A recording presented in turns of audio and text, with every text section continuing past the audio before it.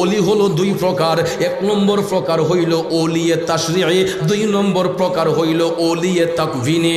ওলিয়ে তাশরিঈ বলা হয় তাদেরকে যারা মায়ের গর্ভে থাকা অবস্থায় ওলির দফতরে নাম লেখা থাকে, এদেরকে বলা হয় ওলিয়ে তাশরিঈ। আর যেটার মধ্যে অটল হচ্ছেন বেলায়েতের বাদশাহ, বেলায়েতের সম্রাট হুজুর গাউসে পাক আব্দুল কাদের জিলানী আল গিলানী আল বাগদাদী। বন্ধুরা আমার, বাবাজিরা, গাউসে পাক মায়ের গর্ভে থাকা অবস্থায় আল্লাহর ওলি এবং কারামতের অধিকারী। বাহাজাতুল আসরার কিতাবটা খুলে দেখবেন, হুজুর গাউসে পাক আব্দুল কাদের জিলানী উনি যখন মায়ের গর্ভে ছিলেন, হুজুর গাউসে পাকের বাবা আবু সালে মুসা জঙ্গি তিনি সফররত অবস্থায় বাড়ি থেকে বের হলেন। যেমন আমিও তো আমার বাড়িতে বউ বাচ্চা রেখে আসছি, সফরে আসছি না? আপনারা যখন অনেক সময় বিদেশ বাড়িতে যান, বউ বাচ্চাকে আল্লাহর আমানতে দিয়ে যায় না? তো আমরাও তো অনেক সময় দেশ বিদেশ সফর করি। গাউসে পাক মায়ের গর্ভে, কষ্ট হইতেছে? গাউসে পাক মায়ের গর্ভে বাবা আবু সালে মুসা জঙ্গি সন্তানকে স্ত্রীর গর্ভে রেখে তিনি সফররত অবস্থায় বের হলেন। বাড়ির ভিতরটা শূন্য, কোনো পুরুষ লোক বাড়ির ভিতরে নাই। গাউসে পাক তো মায়ের পেটে, এছাড়া অন্য এক্সট্রা কোনো পুরুষ বাড়িতে নাই। বাবাজি, আপনারা বলুন, পুরুষ শূন্য বাড়ি যদি হয়, এই বাড়িগুলা কিন্তু খুব রিস্কি হয়, ঠিক না বেঠিক? যে কোনো সময় বিপদের সম্মুখীন হতে পারে। ঠিক সেই অবস্থার মধ্যে পড়ে গিয়েলেন গাউসে পাকের মা উম্মুল খায়ের ফাতেমা। আমার গাউসে পাক এমন একটা মায়ের গর্ভে এসেছেন, যেই মায়ের চেহারা দেখবে দূরের কথা, তার গায়ের ওড়না পর্যন্ত পৃথিবীর কোনো পরপুরুষ দেখতে পারে নাই। আমাদের দেশেও তো আব্দুল কাদের আছে না নাই? ওরে যুবক বন্ধু, আমার দেশের আব্দুল কাদেরের মারা সকালবেলা ঘুম থেকে উঠলে দেখবেন নারায়ণপুর বাজারের মধ্যে গিয়া বাজার হাট করে। এদের মুখের মধ্যে কোনো পর্দা নাই, এদের ড্রেস আপের মধ্যে কোনো পর্দা নাই। দেখবেন আমার দেশের আব্দুল কাদেরের মারা কত অশালীন ভাবে রাস্তাঘাটে চলাফেরা করে। আল্লাহর পয়গম্বর হযরতে মুসা কালিমুল্লাহ, তিনি এই কালিমুল্লাহ লকবটা কিভাবে পাইলেন? আল্লাহর বন্ধু মুসা কালিমুল্লাহ এই লকবটা এই কারণে পাইলেন, মুসা আলাইহিস সালাম নিজে থেকে ইচ্ছে পোষণ করেছিলেন আমার আল্লাহরে দেখার জন্য। এই জন্য তিনি অ্যাপ্লিকেশন করেছিলেন, রব্বি আরিনি, আল্লাহ আমি তোমাকে দেখতে চাই। আল্লাহ রাব্বুল আলামিন কুদরতের জবান দিয়ে বলেছিলেন, লা লাম তারানি মুসা, তুমি দেখতে পারবা না। তারপর মুসা নবী কয়, আল্লাহ আমি তোমাকে দেখতে চাই। আল্লাহ কয়, মুসা তুমি দেখতে পারবা না। একবার, দুইবার, তিনবার বলার পরে চারবারের বেলায় আল্লাহ কয়, যাক, আমার মুসা যেহেতু নিজে থেকে ইচ্ছে পোষণ করেছে আমি আল্লাহকে দেখার জন্য, তাকে একটু অনুমতি প্রদান করে আল্লাহ রাব্বুল আলামিন অনুমতি প্রদান করলেন মুসা আলাইহিস সালামকে, যে তুমি তুর পাহাড়ের মধ্যে উঠে যাও, তুমি তুর সিনার মধ্যে উত্তোলন করো। এই বলে মুসা আলাইহিস সালাম তিনি যখন তুর পাহাড়ের মধ্যে উঠতে গেলেন, এমন সময় আমার আল্লাহ কুদরতের জবান দিয়া ডাক দিয়া কয়, মুসা, এই বন্ধু মুসা, তোমার পায়ের জুতা খুইলা তুমি তুর পাহাড়ের মধ্যে উঠো। আরো জোরে কোন। মুসা আলাইহিস সালামকে আল্লাহ নির্দেশ দিলেন, জুতা খুলে তুমি তুর পাহাড়ের মধ্যে উঠো। মুসা আলাইহিস সালাম পায়ের জুতা খুইলা তিনি তুর পাহাড়ের মধ্যে উঠলেন। জোরে বলেন, কারে দেখার জন্য? আরো জোরে কোন, কারে দেখার জন্য? এরে নারায়ণপুরের বাবাজিরা, মুসা আলাইহিস সালাম তুর পাহাড়ে উঠার পরে আমার আল্লাহকে দেখতে গেলেন। আল্লাহ রাব্বুল আলামিন কই, মুসা তোমার চোখের সামনে একটা নূরের পর্দা দেখা যাচ্ছে, তুমি এই নূরের পর্দাটা একটু উত্তোলন করো।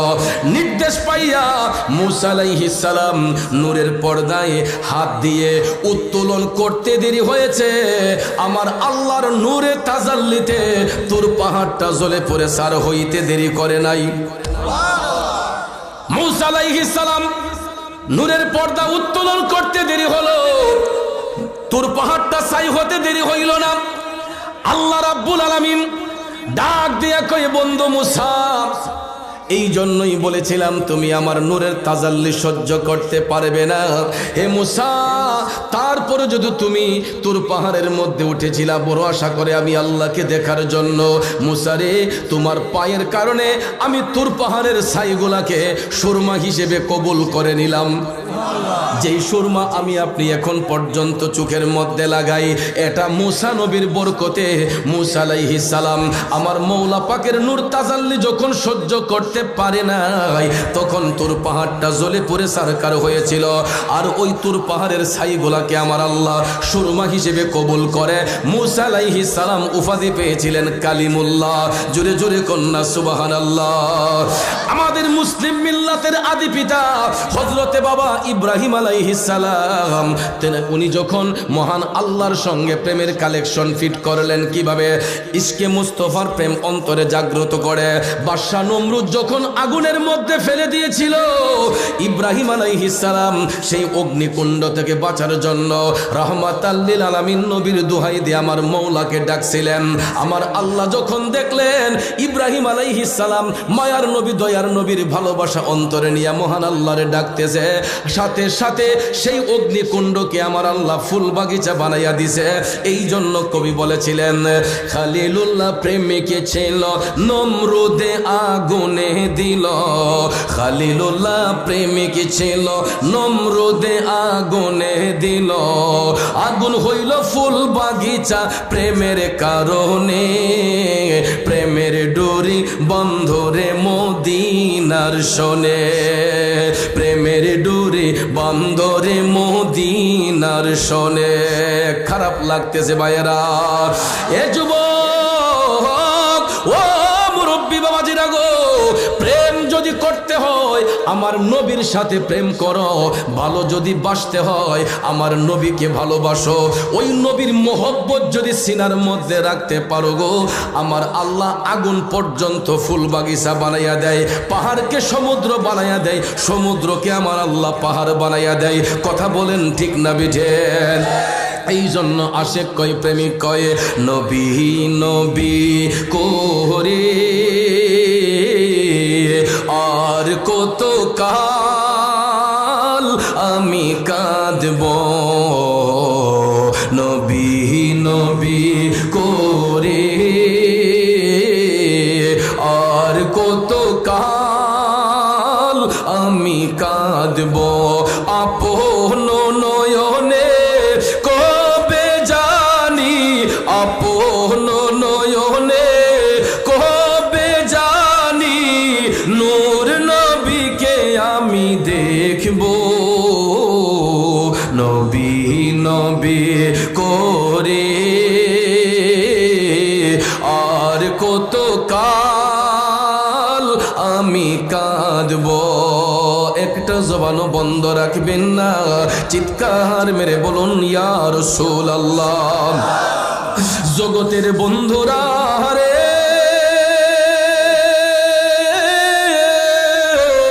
ও মুরব্বী বাবা জিরাঙ্গ, আমার সম্মানিত মা বোনরা যারা শুনতেছেন, ইব্রাহিম আলাইহিস সালামকে বাদশা নমরুদ অগ্নিকুণ্ডের মধ্যে ফেলে দিয়েছিল।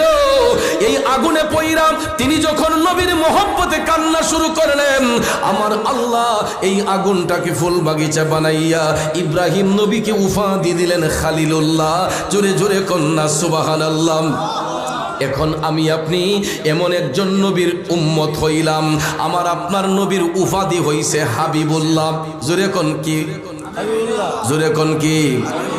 এ বন্ধু গভীর মনোযোগ, হাবিবুল্লাহ উপাধি আমার নবী নিজে দেন নাই, হাবিবুল্লাহ উপাধি আমার আল্লাহ স্বয়ং রাজি হইয়া দান করছে।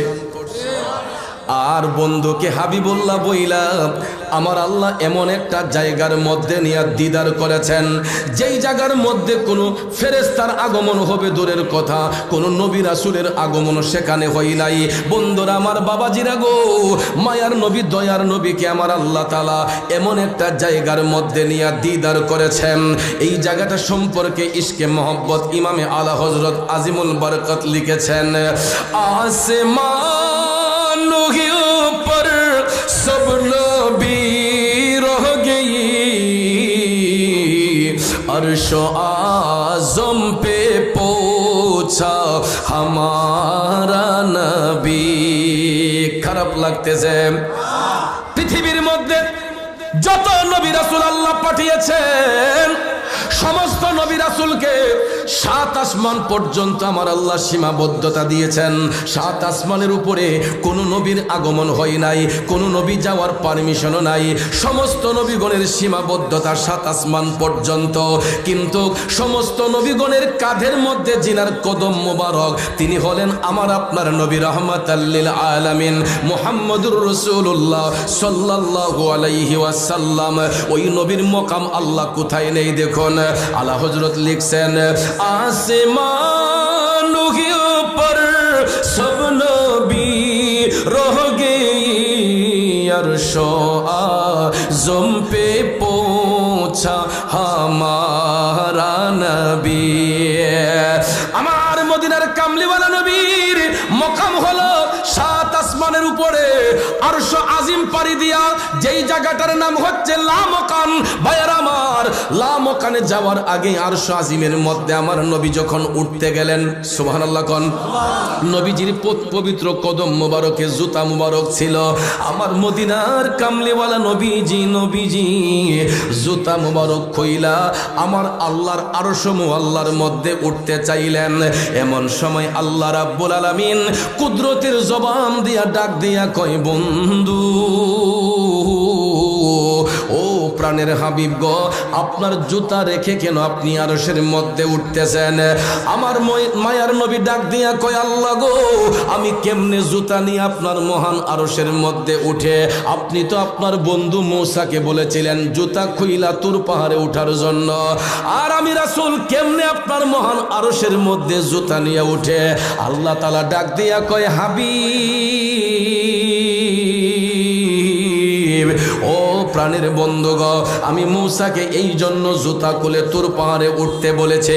মূসা আমি আল্লাহর নূরের তাজাল্লি সহ্য করতে পারবে না, যেই কারণে জুতা খুলে তুর পাহাড়ে উঠাইয়া আমি আমার মূসার পায়ের কারণে তুর পাহাড়কে ধন্য করেছে। আর আপনি বন্ধুকে এই জন্য জুতা মোবারক নিয়ে উঠতে বলেছে। হাবিব গো,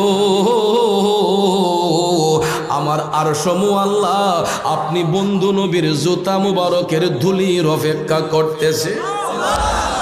আল্লাহ তাআলা ডাক দিয়া কয়, হাবিব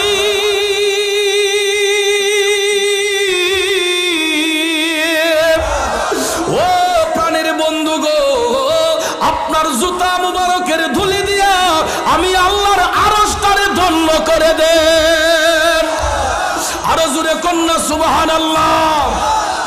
খারাপ লাগতেছে, কষ্ট হইতেছে, চিন্তা করছেন নবীর মকাম কতটুকু উপরে।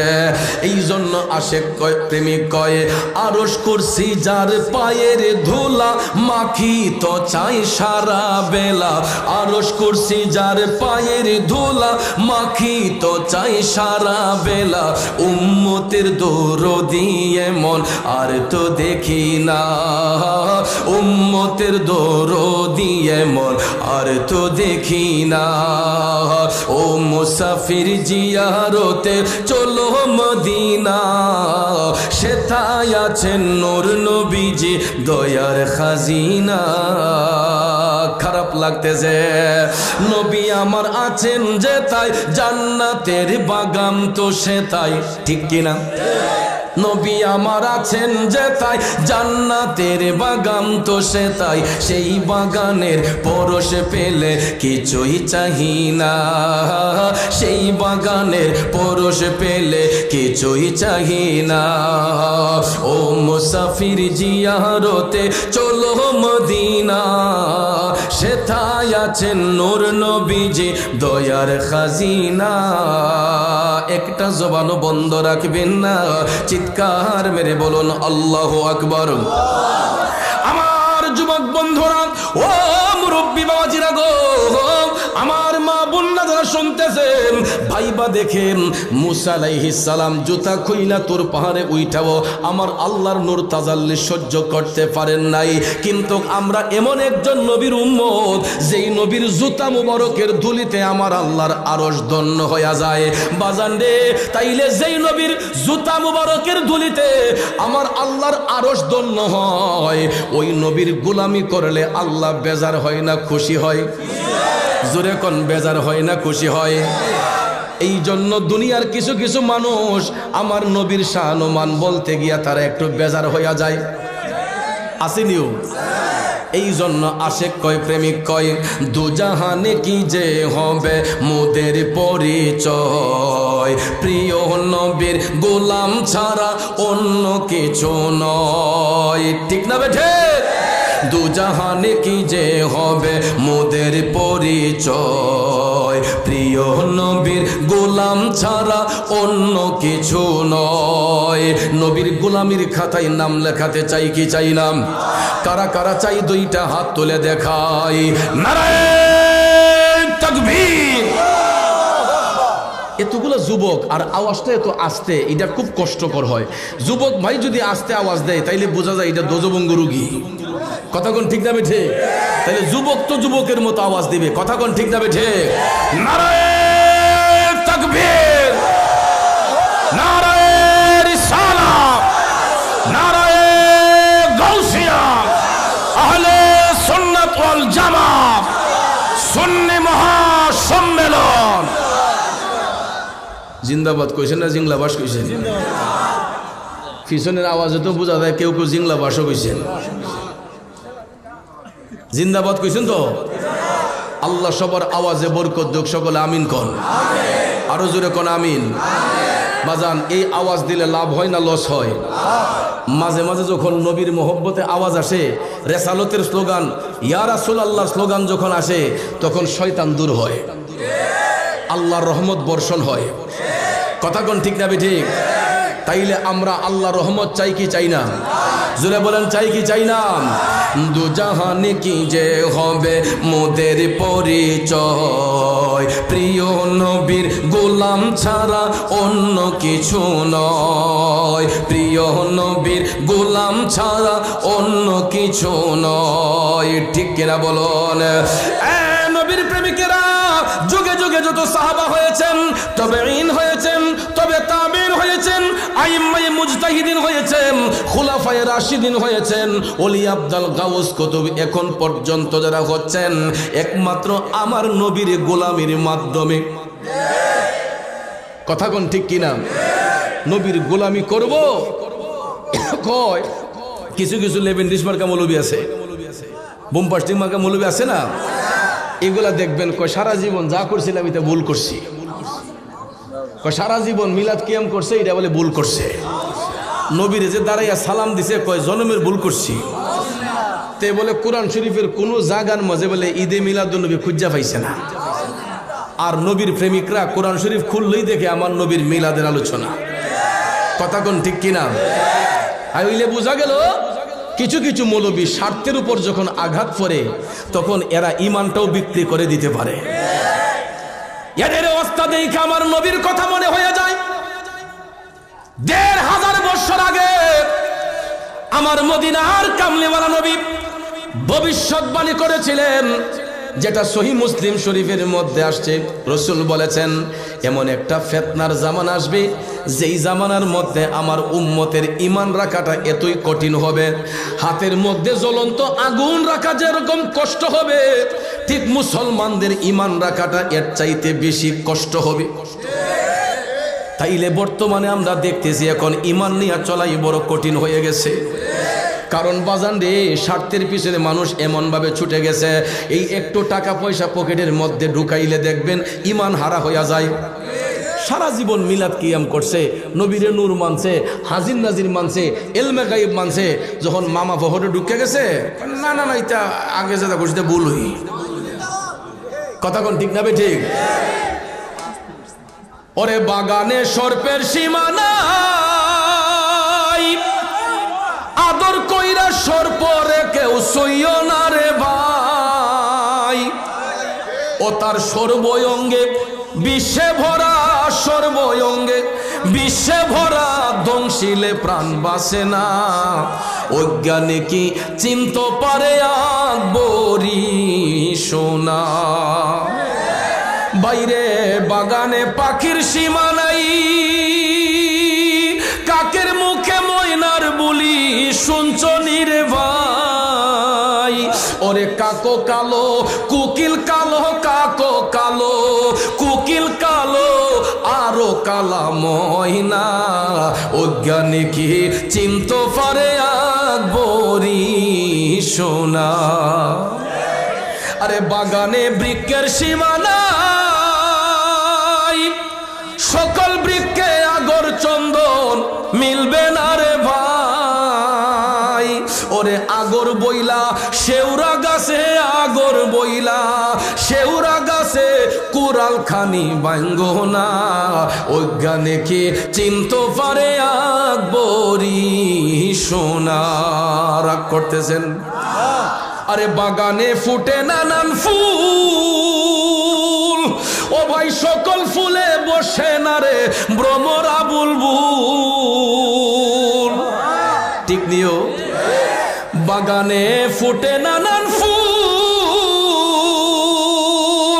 সকল ফুলে বসে না রে ভ্রমরা বুলবুল। রে পদ্ম ফুল তু লিতে যায়, পদ্ম ফুল তু লিতে যায়, জারমনির ফুল তুইল না।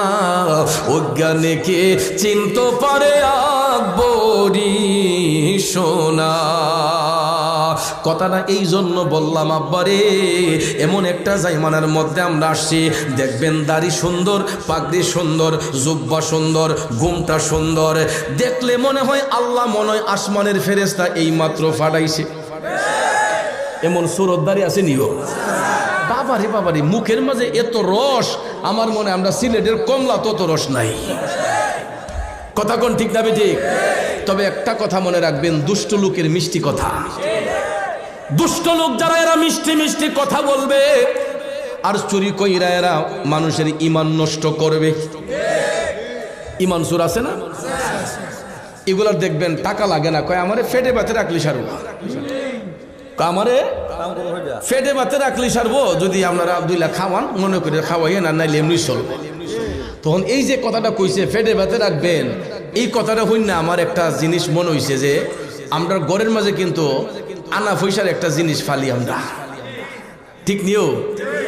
এই বিদেশি কম্বলটি যখন বিদেশ থেকে আনে পয়সা, আপনারা দেখেন এটি সানসাইডের উপরে গরমের সিজন আইলে এটি সুন্দর করে রাইখা দেয়। ঠিক নি? এরপরে দেখবেন গৃহস্থ যখন রাত্রেবেলা ঘুমায়, তখন এই সুরে দেখবেন কম্বলের পিছন দেওয়া যায়, হেও চালাক। আনা পয়সার সুর যেটা, হেও কিন্তু চালাক।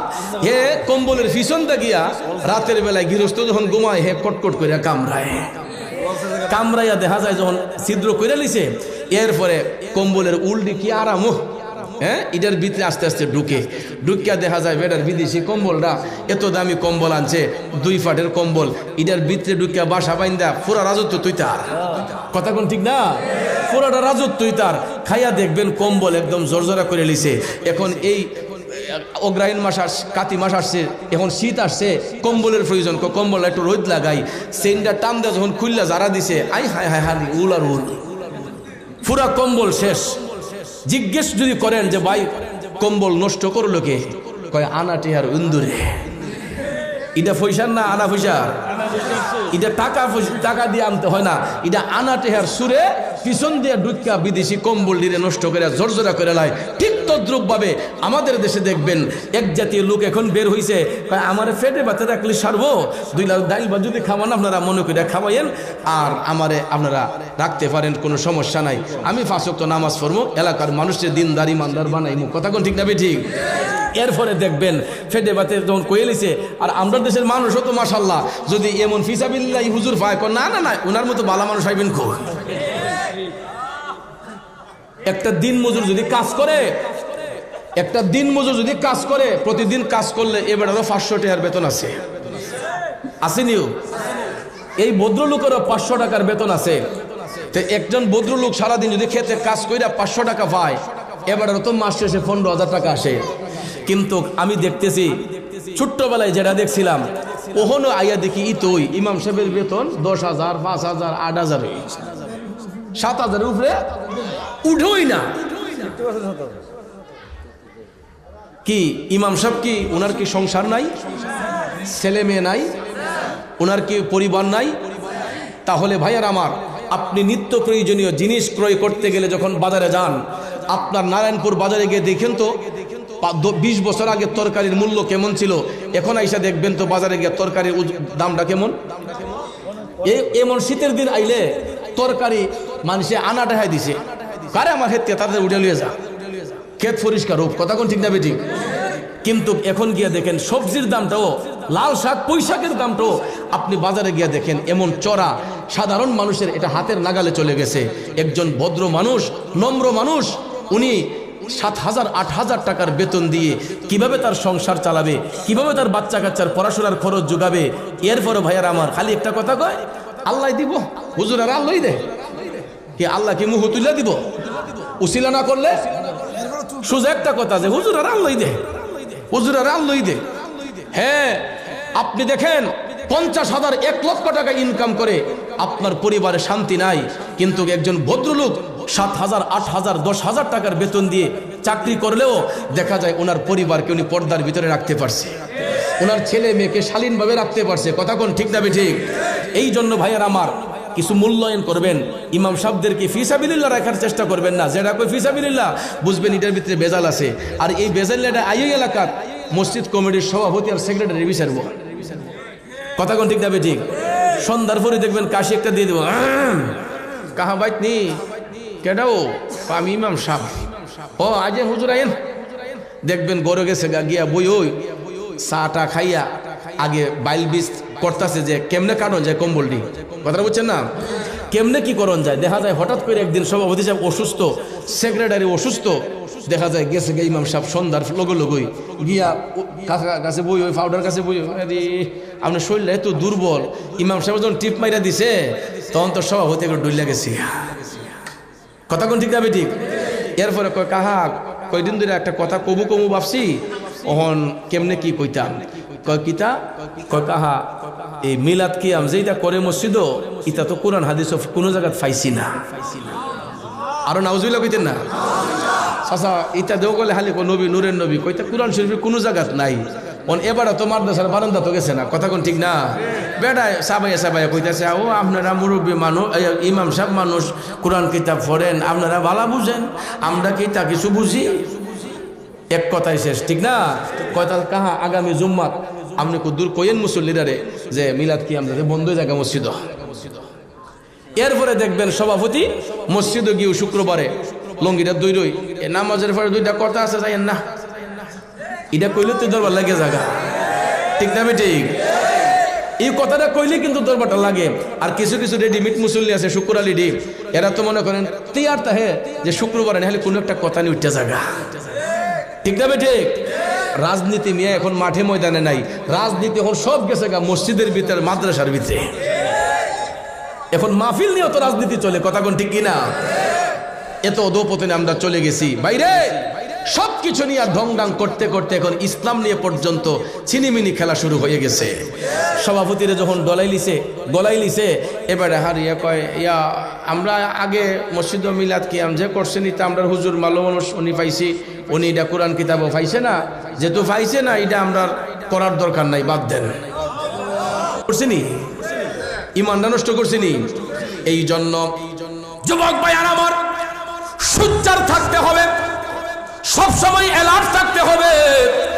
এইরকম কিছু কিছু মুনাফিক বেঈমান বিভিন্ন এলাকার মধ্যে, যে এলাকায় নবী প্রেমিক থাকে, ওলি প্রেমিক থাকে, ওই এলাকাগুলোর মধ্যে বিচরণ করে, যদি একটা সুযোগ পায় একটা জায়গা দখল করতে পারে, আব্বারে দেখবেন ইঁদুর যেমনে কম্বলগুলা নষ্ট করে, ওই সমস্ত আনা টাকার হুজুর গুলাইসা কিছু কিছু এলাকার মধ্যে বেঈমান গুলাইসা এলাকার মানুষদেরকে গুমরা করে ফেলে, ঠিক না বেঠে?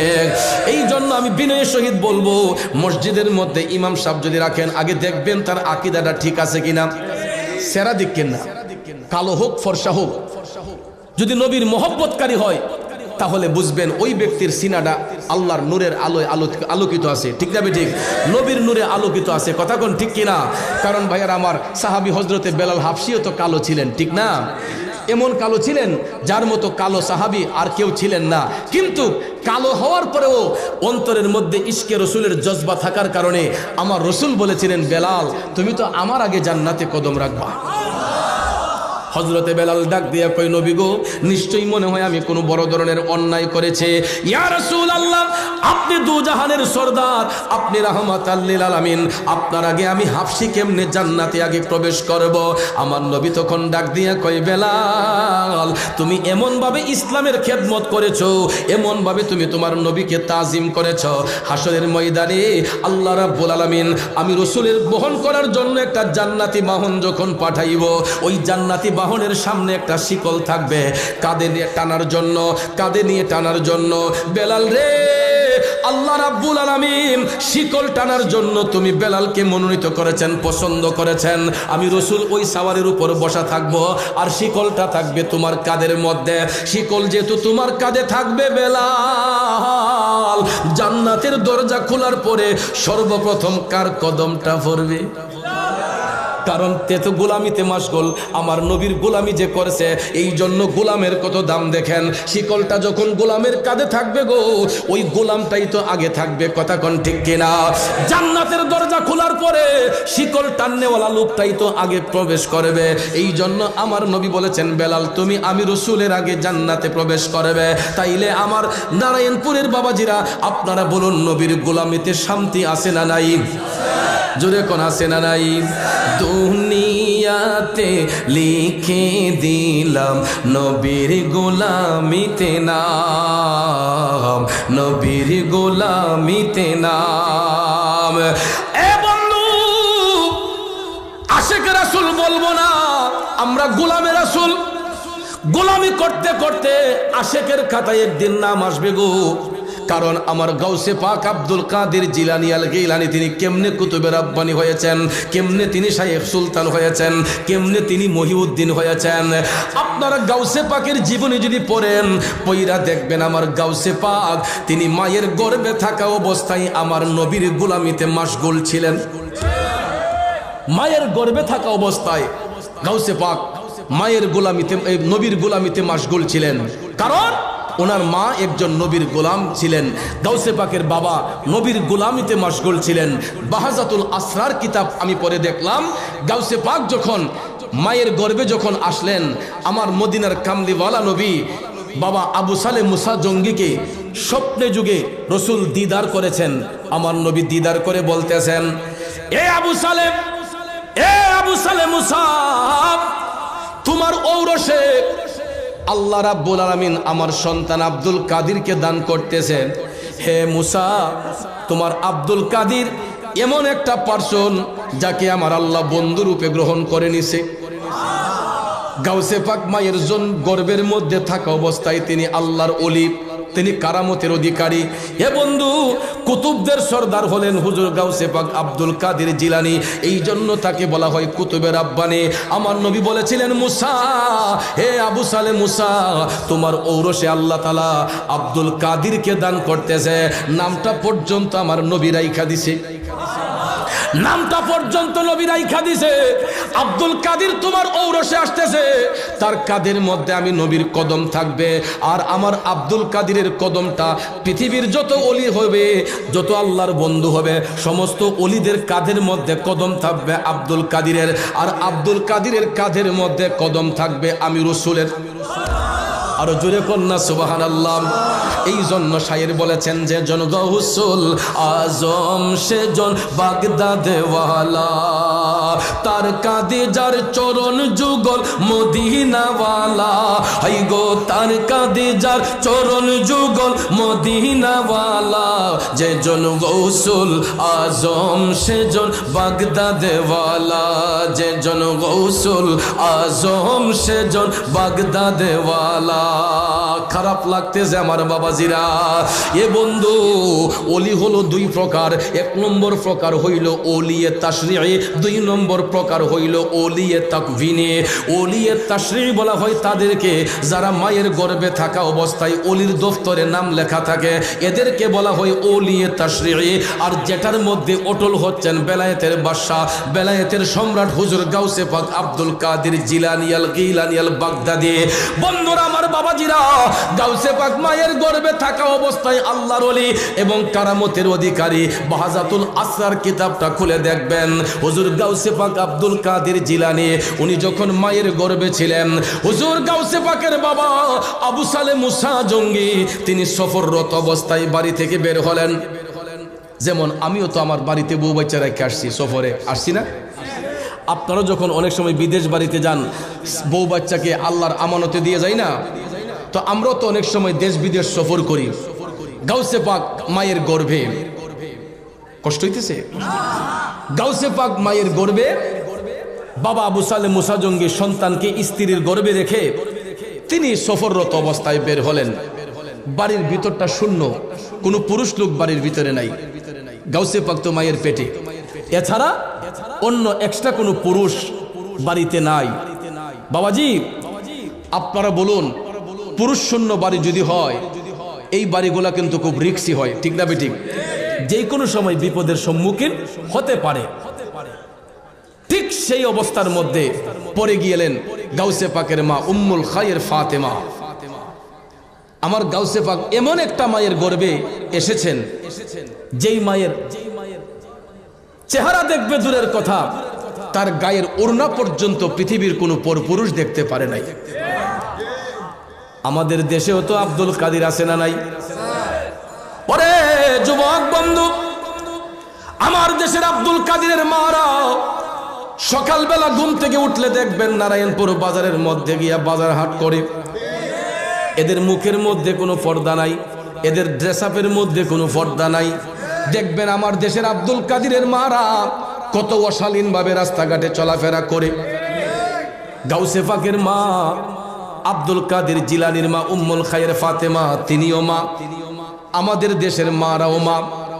ওই মায়ের এবং আমাদের দেশের মাদের মধ্যে পার্থক্যটা কেমন দেখেন। আমার গাউসে পাকের মা আব্দুল কাদের জিলানীর মা উম্মুল খায়ের ফাতেমা, যিনি চতুর্দেয়ালের বাহিরে কোনোদিন যান নাই। প্রয়োজনের তাগিদে যা যা দরকার হতো স্বামী এইগুলা ক্রয় করে দিতেন। আল্লাহু আকবার কোন।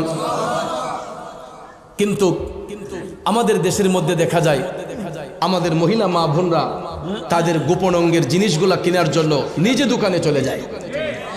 একটা পুরুষ ব্যক্তিকে গিয়ে বলতে তো লজ্জা লাগে, আমাকে এটা দেন, এটা দেন। মহিলাদের কিছু পার্সোনাল জিনিস আছে, একটা নারীর পার্সোনাল জিনিস কে এনে দিবে? স্বামী এনে দিবে, তার উপযুক্ত স্বামী। হ্যাঁ, আপনি বিদেশে থাকতে পারেন, আপনি বিদেশ থেকে আপনার স্ত্রীর পার্সোনাল জিনিসগুলা যদি আপনার আসতে 1 বছর 2 বছর দেরি হয়, 2 বছরের জিনিসগুলা আপনি একসঙ্গে কিনে আপনি এক্সট্রা বাজার বাদ দেন, আপনার স্ত্রীর গোপন জিনিস যেগুলা, এটা আপনি ঘরের মধ্যে আমানতে রেখে দেন, ঠিক না ঠিক? আপনার স্ত্রী কেন দোকানদারকে গিয়ে বলবে ভাই এটা লাগবো, এটা লাগবো? তখন দেখবেন আস্তে আস্তে ওই দোকানদারের সাথে আমাদের দেশের কিছু উপযুক্ত সাবালিকা মহিলাদের একটা গোপন সম্পর্ক হয়ে যায়। আস্তে আস্তে করে এই আসা যাওয়া করতে করতে গোপন সম্পর্ক হয়। সম্পর্কের জের ধরে দেখবেন এই সম্পর্কটা যখন ক্লোজ হয়ে যায়, তখন দেখবেন এই মহিলাটা তার স্বামীর মনে ধোঁকা দিয়ে অনেক সময় পরকীয়ার সম্পর্ক করে অন্য ছেলেকে নিয়ে পলায়া যায়। কথা বলেন ঠিক না বেঠে? এই জন্য যারা স্বামী হয়েছেন, আপনারা আপনাদের বিবিদেরকে ঘরের ভিতরে রাখার চেষ্টা করবেন। তাদের গোপন অঙ্গের যেই জিনিসগুলা, পার্সোনাল জিনিসগুলা, প্রত্যেকটা স্বামীর দায়িত্ব হলো আপনি ক্রয় করে দিবেন। হ্যাঁ, আমাদের দেশে কিছু সাবালিকা বোন আছে যারা আনমেরিড, বিবাহ হয় নাই, তারও কিছু পার্সোনাল জিনিস প্রয়োজন আছে। এটা কে কিনে দিবে? ওই মেয়ের বাবা। ওই মেয়ের বাবা কিনে দিবে, কারণ বাবা কখনো তার মেয়ের দিকে কুদৃষ্টি যাবে না। কথা কোন ঠিক না বেঠিক? বাবার কখনো কুদৃষ্টি তার সন্তানের দিকে যাবে না। আর যদি কোনো কুদৃষ্টি সন্তানের দিকে যায়, সে বাবা নামের কলঙ্কিত বাবা। কথা কোন ঠিক কিনা? এই জন্য ভাইয়ের আমার, উপযুক্ত মেয়েদের যারা আনমেরিড, তাদের পার্সোনাল জিনিস ক্রয় করে দিবে তার উপযুক্ত বাবা। আর যেই মেয়ের বিয়ে হয়ে গেছে তার পার্সোনাল জিনিসগুলা ক্রয় করে দিবে তার উপযুক্ত স্বামী, কথা কোন ঠিক না ঠিক?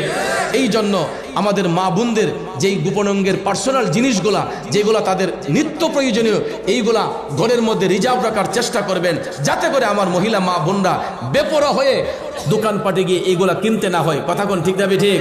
তারপরে হাট বাজারের জন্য আমাদের প্রতিবেশী অনেকেই আছে, যেমন বাড়িতে অনেক লোক আছে, পুরুষ লোক আছে যাদেরকে দিলে বাজার করা যায়। অনেকে রেডিমেড কয়, হ্যাঁ আমার টাইম তো বিদেশ, না হ্যাঁ আপনি কি আমার ঘরে বাজারটা করে দিবেন? সোজা কথা যে তাইলে তো বিদেশ, তাই আমার ঘরে বাজার করবো কেনা? কেন বাড়ির মধ্যে কি পুরুষ লোক নাই? হয়তো চাচাতো ভাই থাকতে পারে, খালাতো ভাই থাকতে পারে, তাকে দিয়ে আপনি এটা ক্রয় করান, আপনার যেটা প্রয়োজন নিয়ে আসেন। কিন্তু ভাইয়ার আমার, আজকাল দেখা যায় হাট বাজারে গেলে আমার রসুল ১৫০০ বছর আগে বলেছিলেন যে এমন একটা জামানা আসবে যেই জামানার মাঝে পুরুষগুলা নারীদের কাছে জিম্মি হয়ে যাবে, পুরুষগুলা নারীদের কাছে জিম্মি হয়ে যাবে। এটা আমার বাবার বানানো কথা নয়, এটা সহি মুসলিম শরীফে এসেছে এবং এই কথাটা সহি মেসকাতের মধ্যে এসেছে। রসুল বলেছেন ১৫০০ বছর আগে যে এমন একটা জামানা আসবে পুরুষরা নারীদের কাছে জিম্মি হয়ে যাবে এবং পুরুষরা ঘরের ভিতরে থাকবে, নারীরা ঘরের বাহিরে চলে যাবে। আজকাল দেখা যায় হাট বাজারে গেলে, সত্যি আমিও মাঝে মধ্যে বাজার হাটে যাই, হাটে বাজারে গেলে দেখা যায় মাছ বাজারে গেল মহিলাদের কারণে একটা জিনিস লজ্জা লাগে, মাস্ক পরে যাই, এরপরে দেখা যায় অনেক সময় লজ্জাবোধ হয়, কারণ আমার গায়ের ধাক্কাটা যদি একটা মা বোনদের গায়ে লেগে যায় তখন যে কোনো একটা মানুষকে দেওয়া হুজুর মানুষকে দেখা লইছে, কথা কোন ঠিক না ঠিক? এরপরে নিজের লজ্জা লাগে, এই জন্য দূরে থাকি। প্রায় সময় আমি মাছ বাজারে যাই, তরকারি বাজারে যাই, নিজের তো শখ জাগে যে নিজের হাতে বাজারটা করি, যেহেতু আমার সংসার আছে, ছেলে মেয়ে আছে, আমারও ইচ্ছে হয় যে আমি নিজের হাতে বাজারটা করি। কিন্তু বাজারে গেলেই দেখা যায় আমাদের মা বোনদের সংখ্যা বাজারের মধ্যে এখন বেশি। কেন? তারা পর্দার মানুষ, তাদেরকে পর্দায় রাখতে হবে, তাদেরকে কেন আমরা ওপেন ছেড়ে দেব? আর ওপেন ছেড়ে দেওয়ার কারণেই ওই মায়ের গর্ভ থেকে যেই সন্তান ভূমিষ্ঠ হয়, এটা একটা টিকটকার হয়, একটা ইউটিউবার হয়, হইয়া মানুষের নিয়ে তামসা করে, মজা করে, কথা কোন ঠিক না ঠিক? কারণ এটা তো বালা জায়গার থেকে আইছে না, কথা কোন ঠিক না ঠিক? এটার জন্মটি হচ্ছে নাইচা, এলেগা হে নাইচা নাইচে কাজ করে, কথা কোন ঠিক কিনা? ভাইয়ার আমার, বন্ধুরা আমার, কথায় কি রাগ করছেন আপনারা? কারণ বাবা বলো তো ছেলে বলো, মা বলো তো জি, গাই বলো তো বাছুর বলো, দুধ বলো তো ঘি। গাছের গোড়া যদি ভালো হয় ফল সুন্দর হয়, তো গোড়ায় যদি সমস্যা হয় তা আগার ফল কেমনে সুন্দর হইব, কথা কোন ঠিক না? আমার রসুল বলেছেন যে তোমরা একটা কোনো মানুষকে ভরা মজলিসে তোমরা লজ্জা দিও না। কারণ রসুল বলেছেন যদি তোমাদের কোনো ভাই যদি ভুল করে, অন্যায় করে, যে যার দুষ্টাকে ঢেকে রাখবে, হাসরের ময়দানে আল্লাহ রাব্বুল আলামিন তার 1000টা অপরাধকে ঢেকে রাখবে, কথা কোন ঠিক না ঠিক? আর আমাদের দেশের মধ্যে এখন মানুষকে বেইজ্জতি করার জন্য আর কিছু লাগে না, একটা অ্যান্ড্রয়েড মোবাইল সেট হাতে থাকলেও, কথা কোন ঠিক না ঠিক? ভাইয়ের আমার, বন্ধুরা আমার, আমিও এটা থেকে মাহরুম নয়। আমার আলোচনার লাইফে আমি আজকে 22 বছর ধরে আলোচনা করি। 22 বছরের আলোচনার ভিতরে আমার কোনো আলোচনার মধ্যে কেউ বলতে পারবে না যে আমি কাউকে গালি দিয়ে ওয়াজ করছি, বকা দিয়ে ওয়াজ করছি, এবং আমি কোনো অপ্রীতিকর আলোচনা কোনো মাহফিলে করেছি। আপনারা সিরিয়ালভাবে আমার 20-22 বছরের আলোচনাগুলো দেখেন, স্টাডি করেন, দেখবেন আমার লাইফে আমি কোনোদিন কোনো মানুষকে হেয় প্রতিপন্ন করে, কাউকে গাহেল করে, কারো নিন্দা করে, নাম উল্লেখ করে কোনো মানুষের বদনাম আমার জবান থেকে কোনো মাহফিলে আমি করি নাই। কিন্তু ভাইয়ার আমার, আমরা তো প্রেমিক মানুষ, মাঝে মধ্যে মাহফিলে গেলে আল্লাহ রসুলের শানে, অলি আল্লাহর শান জবান মুখের মধ্যে নিয়ে একটু জিক্রে সামা করি।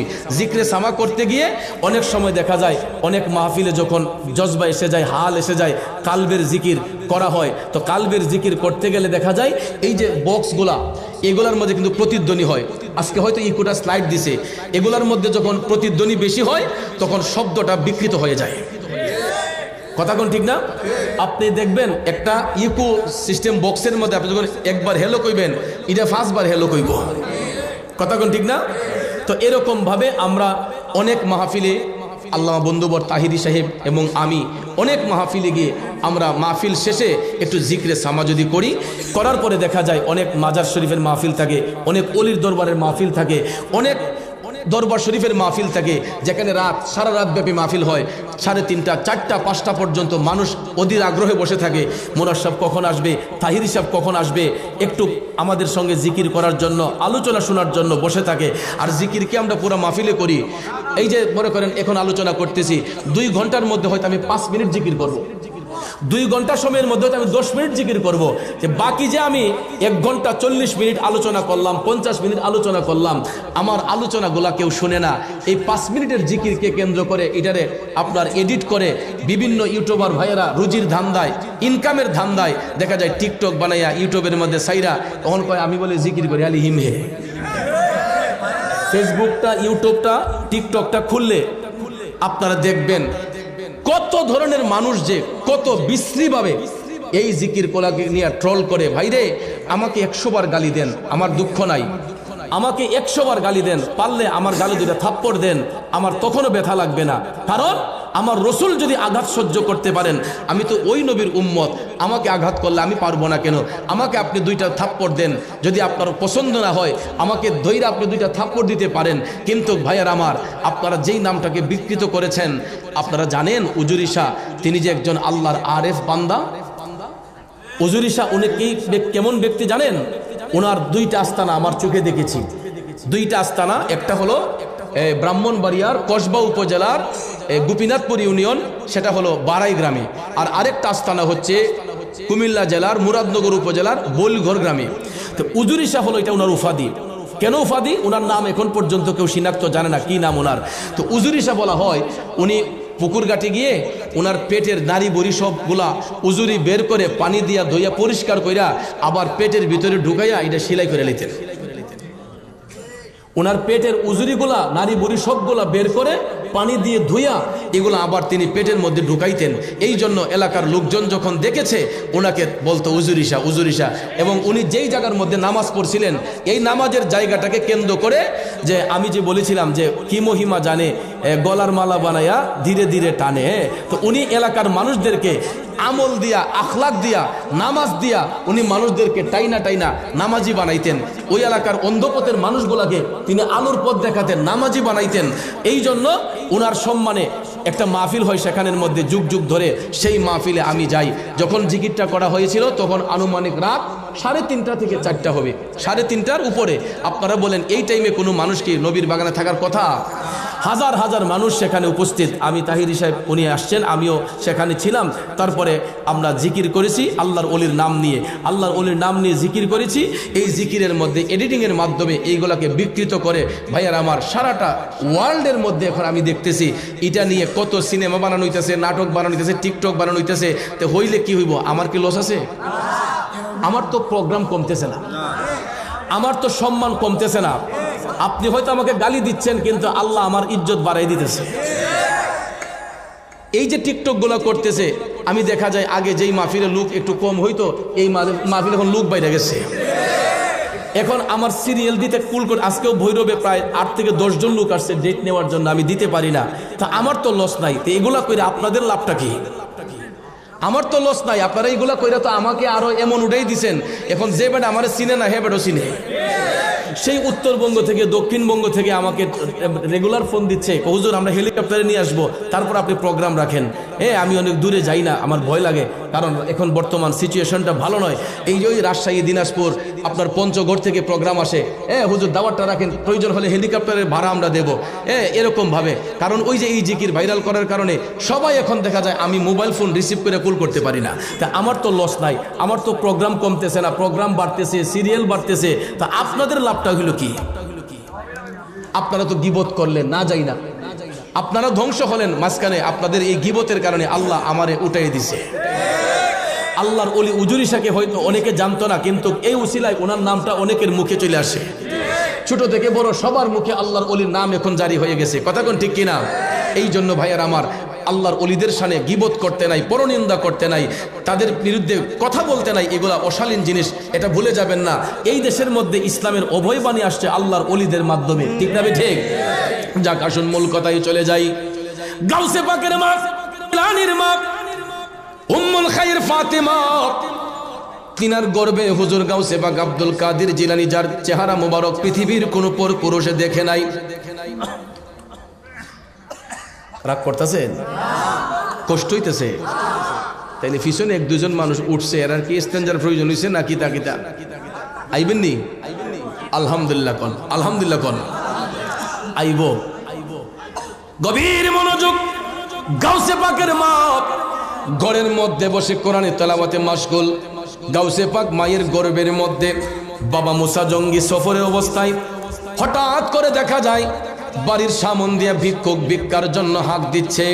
হঠাৎ করে দেখা যায় ভিক্ষুক দরজায় দরজায় আসতে আসতে হুজুর গাউসে পাকের বাড়ির দরজার মধ্যে আইসা নক করতেছে।